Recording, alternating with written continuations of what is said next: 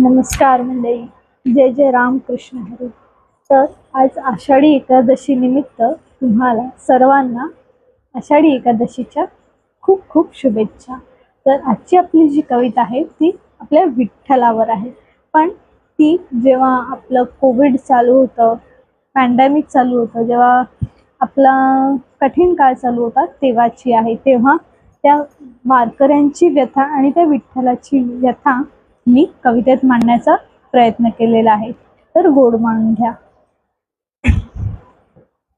अशी ही आषाढी एकादशी, अशी ही आषाढी एकादशी, ना टाळ ना दुमदुमली पंढरी, न दिसे एक भक्त वारकरी, निर्जन झाली वाट वारीची.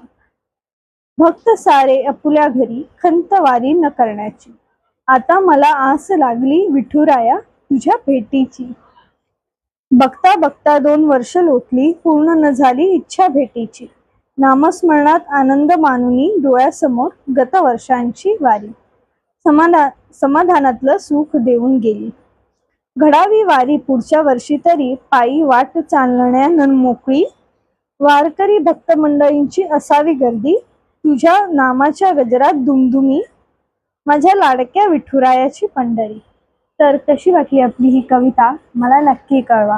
आणि तुम्हा सर्वांना पुन्हा एकदा आषाढी एकादशीच्या खूप खूप शुभेच्छा. रामकृष्ण हरी.